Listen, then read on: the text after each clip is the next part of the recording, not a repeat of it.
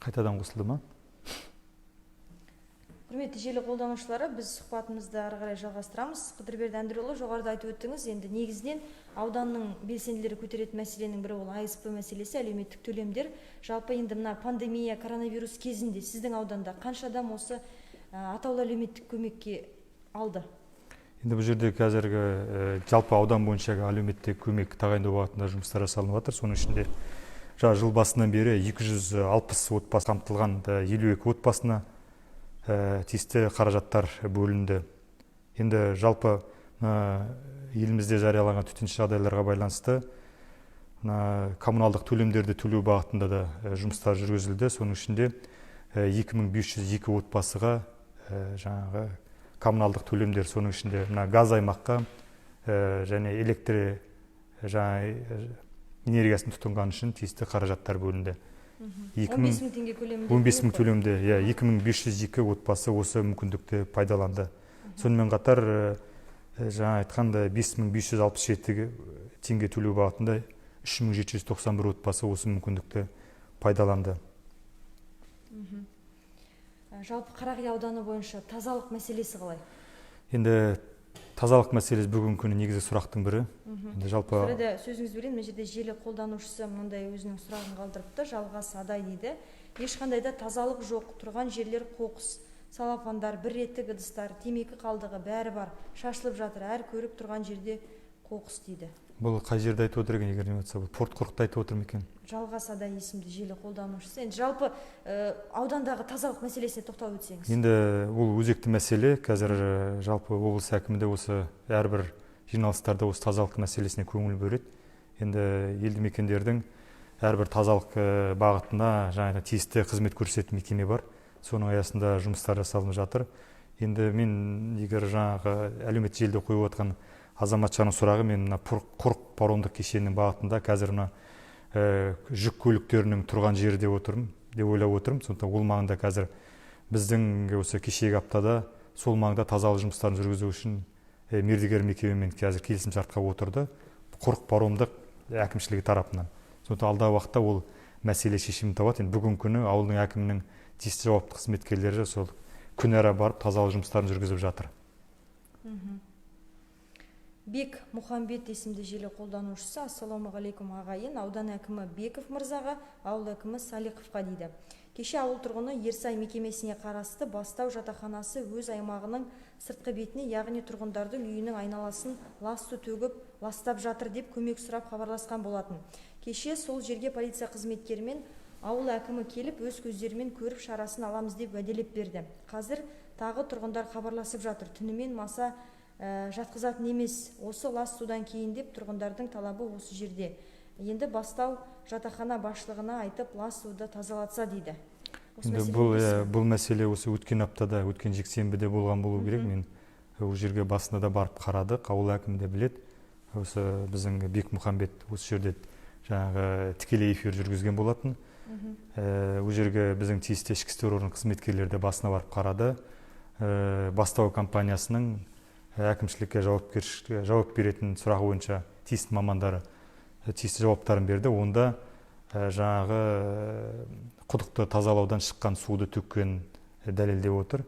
Енді қазір бүгін енді қайтадан қойып отыр. Бұл жерден жауапкершілік тарту мәселесін біз тағы да қарастырып, егер расында да бізге дәлелдеп отқан жаңа айтқанды мәлімдемесі бойынша, онда кәріз суын тарып төгіп отырмаған жеткізді. Сондықтан ол жерде ауыл тұрғындарымен де ауыл әкімі барып кездесті. Енді жаңа маса деп жатыр. Енді ол ауылда енді маса біз жоқ демейміз, бар. Оны біз жерінде бар тағы да нақтылауымыз керек. Сондықтан ол мәселені жерінде шешеміз деп ойлаймыз. Қыдырберді Әндірұлы, енді тікелей эфирдеміз, желі қолданушылардың сұрақтарын қарап отырмын. Жалпы енді осымен сұрақтар болған сияқты. Енді президентіміз айтты ғой, халық үніне құлақ асатын мемлекет, үкімет, ашықтық деп жатырмыз. Жалпы әлеуметтік желідегі парақшаңызды өзіңіз жүргізесіз бе? Қаншалықты әлеуметтік желіге жиі кіресіз? Мен де расында да қазір осы үкіметтің, президентіміздің қойып отқан негізі бағыттың бірі ғой. Халық үніне құлақ асатын мемлекет қалыптастыру керек. Енді біздерді міндеттеді осы әлеуметтік желімен жұмыс жасау. Соның ішінде мына Facebook парақшасымен енді өзім отырам. Енді шама келгенше жұмысқа келердің алдында таңертең бір қарап аламыз, түсте, кешке міндетті түрде кімде қандай сұрақ қойып жатыр, қай бағытта, сол бағыттар арқылы жауап беретін аудан әкімінің орынбасарлары бар, бөлімдері бар, солар тиісті жауап беру арқылы жұмыстар жүреді. Ал маған жеке қойылып жатса, жаңа мессенджер арқылы сұрақтар келетін болса, шама келгенше өзім жауап берем.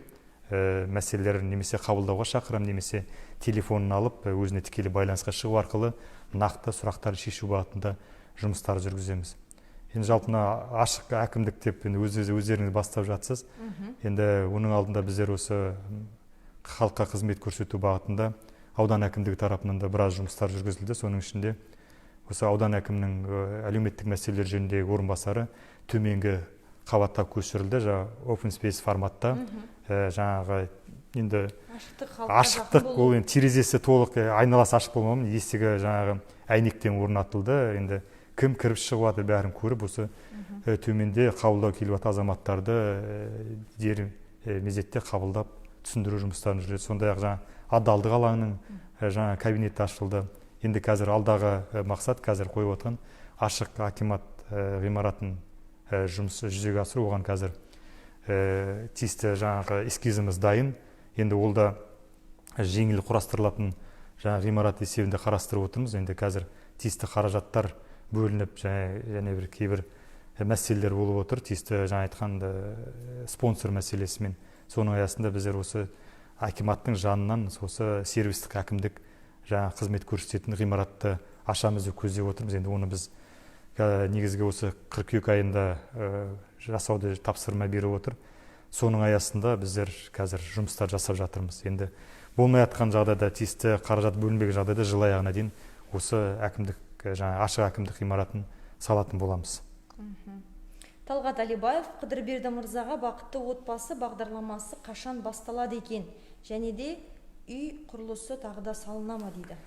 Енді бақытты отбасы бағдарламасымен жалпы биылға бізге 30 азаматқа 30 миллион қаражат бөлінді. Яғни алынған үйінің 10%-ын бюджеттен сертификат беру жөнінде. Бүгін күні 3 отбасы осы мүмкіндікті пайдаланып үйін алды. Қазір 2 отбасы тиісті құжаттарын тапсырып, осы екінші деңгейде банктермен жұмысын жасап жатыр. Сондықтан сол бағдарламаны біздер әлде де түсіндіріп жатырмыз. Мүмкіндікті пайдаланып, осы бағдарлама арқылы тұрғын үй сатып алу. Енді қазір біраз өзгерістер енгізілді, жеңілдіктер бар. Ауылдық жерлерінде үй сатып алуға мүмкіндік болады. Енді үй салу мәселесі, біздер осы 2018-2019 жылы ауданда 20 пәтерлік тұрғын үй құрылысын салды, жалдамалық. Енді бүгін күні Жетібай ауылында 144 пәтерлік 2 үйдің құрылысы салынып жатыр. Ал жалпы аудан орталығынан қазір біздер инвестордың қаражат есебінен салуды көздеп отырмыз. Яғни жеке жаңа кәсіпкерлер тарту. Бүгін күні тиісті келісімдеріміз бар. Енді ол үшін біздер алғашқы қадамымыз жеке тұрғын үй құрылысын салу үшін жерді сауда-саттыққа шығаруымыз қажет. Қазір енді осы аукционға осы 4-ші тоқсанның ішінде соны жүзеге асыруды көздеп отырмыз. Соның арқасында құрылыс жұмыстарын бастап кетуді осы 20-21 жылдары қарастыратын боламыз. Қыдырберді Әндірұлы, тікелей эфирде міне 1 сағаттың көлемінде отырмыз. Желі қолданушылары барынша белсенділік танытып сұрақтарын қойып жатыр.